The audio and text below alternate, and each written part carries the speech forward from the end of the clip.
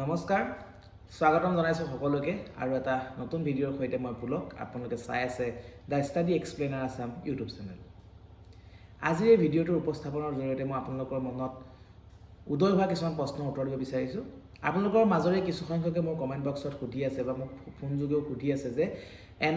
NIOS DLED হয় মই CTET apply কৰিব পাৰিম নে নাই, বা মই SCRT DLED হয় মোৰ ODL মোডত DLED আছে মই CTET দিব পাৰিম নে নাই, মই DLED কৰি আছোঁ ছাৰ মই CTET দিব পাৰিম নে নাই, এই সকলোবোৰ প্ৰশ্নৰ উত্তৰ মই আজিৰ এই ভিডিঅ'টোৰ জৰিয়তে আপোনালোকলৈ আগবঢ়াবলৈ বিচাৰিছোঁ।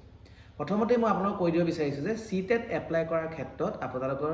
DLED ODL মোডতেই হওক বা ৰেগুলাৰ মোডতেই হওক তাৰ কোনো নিৰ্দিষ্ট ধৰাবন্ধা নীতি নিয়ম নাই, বা এনেকৈ কোৱা নাই যে ODL মোডৰ যিখিনি কেণ্ডিডেট আছে তেওঁলোকে CTET এপ্লাই কৰিব নোৱাৰিব বা ৰেগুলাৰখিনিয়েহে পাৰিব, তেনেকুৱা কোনো ধৰণৰ নটিফিকেশ্যন বৰ্তমানলৈকে দিয়া নাই। আপোনালোকে NIOS DLED থকাও বহুতে বৰ্তমান শিক্ষকতা চাকৰি কৰি আছে, তেওঁলোকে টেট পাছ কৰিছে, তেওঁলোকে টেট পাছ কৰি জব লৈছে, জব লোৱাৰ পাছত শিক্ষকতা কৰি আছে, আৰু ৰেগুলাৰ DLED থকা বহুখিনি শিক্ষাৰ্থী বা প্ৰশিক্ষাৰ্থীও বৰ্তমানলৈকে চাকৰি পোৱা নাই, তেনেকুৱা বহুত উদাহৰণ আমাৰ মাজত দেখিবলৈ পোৱা গৈছে। গতিকে মই ক'ব বিচাৰিছোঁ যে আপোনালোকৰ DLED লাগিলে NIOS হওক বা SCRT হওক ODL মোডতেই হওক বা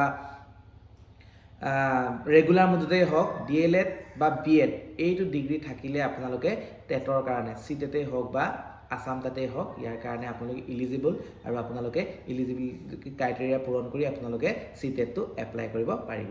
আৰু এটা প্ৰশ্ন আপোনালোকৰ মাজৰ পৰা মোৰ তাত উপস্থাপন কৰি থকা দেখা পোৱা গৈছে যে CTET পাছ কৰিলে চাকৰি পাম নেকি আৰু বেলেগকৈ পৰীক্ষা দিব নালাগে নেকি।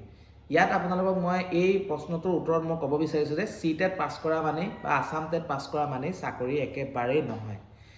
CTET বা আছাম টেট যিকোনো ধৰণৰ টেট পাছ কৰাটো বাধ্যতামূলক কিহৰ কাৰণে, এটা আমাৰ অসম চৰকাৰৰ চাকৰি ল'বৰ কাৰণে। অসম চৰকাৰে যেতিয়া চাকৰি উলিয়াব, পোষ্ট উলিয়াব, সেই পোষ্ট অনুযায়ী আপোনালোকে যেতিয়া চাকৰিৰ কাৰণে আবেদন কৰিব, সেই তেতিয়া আপোনালোকৰ DLED বা BEd থকাৰ লগতে আপোনালোকে যিকোনো এটা টেট পৰীক্ষা পাছ কৰিব লাগিব। সেই টেট পৰীক্ষাটো অসম টেটো হ'ব পাৰে, নহ'লে আপোনালোকৰ চেণ্ট্ৰেল টেট যিটো আমি CTET বুলি কৈ আছোঁ সেই CTETও হ'ব পাৰে। সেই টেট DLED থাকিলেহে আপোনালোকে অসম চৰকাৰৰ যিখিনি পোষ্ট ওলাব সেই পোষ্টখিনিত আপোনালোকে এপ্লাই কৰিব পাৰিব। এনেকুৱা নহয় যে আপোনালোকে CTET পাছ কৰিলে মানে চাকৰি পাই যাব। কিন্তু এটা কথা সঁচা যে CTET বা টেট পাছ কৰি পেলাই যিখন চাৰ্টিফিকেট পাব আপোনালোকে, সেই মাৰ্কশ্বিট বা চাৰ্টিফিকেটখনৰ ওপৰত ভিত্তি কৰি আপোনালোকৰ কিন্তু চাকৰিটোৰ কাৰণে আপোনালোক যোগ্যতা অৰ্জন কৰিব। যিসমূহ আমাৰ টিচাৰ ৰিকুৱাৰমেণ্ট প্ৰচেছত পোষ্ট ওলাইছে বৰ্তমান LP হওক ME হওক যিসমূহ পোষ্ট ওলাইছে, সেই পোষ্টসমূহত আপোনালোকে এপ্লাই কৰিবৰ কাৰণে আপোনালোকৰ প্ৰফেশ্যনেল কোৱালিফিকেশ্যন DLED নহ'লে BEd আৰু তাৰ লগতে আমি যিকোনো এটা টেট পৰীক্ষা উত্তীৰ্ণ হ'ব লাগিব। আপোনালোকে নাভাবিব যে মই টেট পাছ কৰিছোঁ, টেট পাছ কৰিলে মই চাকৰি পাম। 2012 চনৰ পৰা টেট পৰীক্ষা অসমত অনুষ্ঠিত কৰিছে, আৰু তেতিয়া টেট পাছ কৰা বহুতো প্ৰশিক্ষাৰ্থী বৰ্তমানলৈকে চাকৰি নোপোৱাকৈ ঘৰতে আছে, কিন্তু সিদিনা পাছ কৰা 2 বছৰৰ আগত CTET পাছ কৰা বা এবছৰৰ আগত CTET পাছ কৰা ল'ৰা ছোৱালীও বৰ্তমান শিক্ষকতা কৰি আছে। সেইকাৰণে আপোনালোকে এটাই গুৰুত্ব দিব লাগিব যে টেট পৰীক্ষাটো ভালকৈ মাৰ্কছ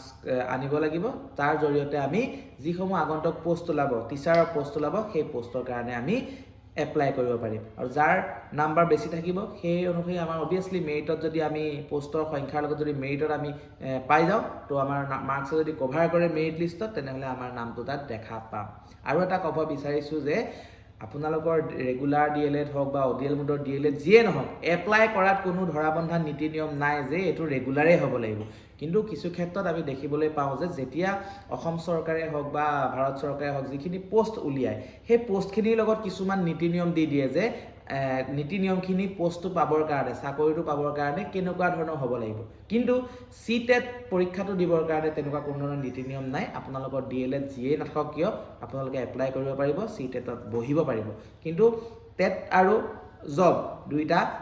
বেলেগ বেলেগ বস্তু। জব পোৱাৰ ক্ষেত্ৰত চৰকাৰে যিসমূহ নীতি নিয়ম বান্ধি দিব, সেই নীতি নিয়মখিনি আমি মানি পেলাই জবটোৰ কাৰণে আবেদন কৰিব লাগিব। কিন্তু পৰীক্ষাটো দিবৰ কাৰণে পুনৰবাৰ কৈছোঁ মই, কোনো ধৰণৰ ৰেগুলাৰ হ'ব লাগিবই বুলি বাধ্যবাধকতা নাই। আপোনালোকৰ ODL মোডত বা NIOSত DLED থাকিলেও সেইসমূহ আপোনালোকে এপ্লাই কৰিব পাৰিব। আৰু এটা কথা ক'বলৈ বিচাৰিছোঁ, ইয়াত মোৰ কিছু সংখ্যক আমাৰ টিউটৰ শিক্ষকসকলে মোৰ লগত যোগাযোগ কৰিছে, তেওঁলোকে বৰ্তমানে টেটটো দিব বিচাৰিছে। গতিকে আপোনালোকক যিহেতু এজন শিক্ষকৰ পদলৈ স্থানান্তৰ কৰিবলৈ বা আপগ্ৰেড কৰিবলৈ আপোনালোকৰ টেট এটা কোৱালিফাই হোৱাটো অতিকৈ প্ৰয়োজনীয় গতিকে আগন্তুক যিটো CTET আমাৰ হ'বলৈ গৈ আছে আপোনালোকে তাতে বহক আপোনালোকে তাতে এটা ভাল মাৰ্কছ লওক তাৰপিছত আপোনালোকৰ টিউটৰ পদটোৰ পৰা এজন পূৰ্ণাংগ শিক্ষক হ'বলৈ আপোনালোকে তাত এটা সুবিধা পাব গতিকে আপোনালোকক সকলোকে মই আহ্বান জনাইছোঁ যিসকলে মোৰ লগত যোগাযোগ কৰি আছে তেওঁলোককতো মই কৈছোঁৱেই ফোন যোগে বা মেছেজ যোগে কৈছোঁৱেই যিসকলে এই ভিডিঅ'টো চাই আছে আপোনালোক সকলো টিউটৰৰ শিক্ষকসকলক মই ক'ব বিচাৰিছোঁ যে আগত এটা আপোনালোকৰ ভাল চান্স আহি আছে সেই চান্সটো আপোনালোকে লওক 2026 চনৰ ফেব্ৰুৱাৰীত যিটো CTET পৰীক্ষা হ'বলৈ গৈ আছে সেই পৰীক্ষাটো আপোনালোকে দিয়ক তাত আপোনালোকে এটা ভাল নম্বৰ লৈ পাছ কৰক তেতিয়া আপোনালোকে টিউটৰৰ সলনি আপোনাক এজন পূৰ্ণাংগ শিক্ষক ৰেগুলাৰ শিক্ষক হিচাপে চৰকাৰে আপোনালোকক বিবেচনা কৰিব বুলি ইতিমধ্যে কৈছে গতিকে আপোনালোকে সেইখিনি চেষ্টা কৰিব বুলি মই আশাবাদী আৰু আজি এই ভিডিঅ'টোৰ জৰিয়তে আপোনালোকে মোক সুধি থকা এই তিনিটা প্ৰশ্ন যে DLED ৰেগুলাৰ হ'লেহে মই টেট দিব পাৰিম নেকি বা CTET পাছ কৰিলেই চাকৰি পাম নেকি বা টিউটৰসকলে কি কৰিব সেই তিনিটা প্ৰশ্নৰ উত্তৰ মই থুলমূলভাৱে আপোনালোকে সহজে বুজি পোৱাকৈ আপোনালোকক দিবলৈ চেষ্টা কৰিলোঁ আশা কৰোঁ এই ভিডিঅ'টো চোৱাৰ পিছত আপোনালোকে আপোনালোকৰ এই প্ৰশ্নৰ উত্তৰসমূহ লাভ কৰিব আৰু যদিহে ভিডিঅ'টো চাই ভাল পালে তেনেহ'লে ভিডিঅ'টো লাইক কৰিব আৰু কিবা সুধিব লগা থাকিলে ভিডিঅ'টোৰ তলৰ কমেণ্ট বক্সত আপোনালোকে আপোনালোকৰ প্ৰশ্নটো সোধক মই যিমান পাৰোঁ চেষ্টা কৰিম আপোনালোকৰ প্ৰশ্নটো বুজাই দিবলৈ আৰু এই চেনেলটো ছাবস্ক্ৰাইব কৰি ৰাখিব যাতে মই এনেকুৱা ধৰণৰ ইনফৰমেশ্যন থকা কিছুমান ভিডিঅ' যেতিয়াই বনাওঁ তেতিয়া আপোনালোকে লাভ কৰিব পাৰে গতিকে আজিলৈ ইমানেই পুনৰ এটা নতুন ভিডিঅ'ত মই লগ পোৱাৰ প্ৰতিশ্ৰুতিৰে আজিলৈ ধন্যবাদ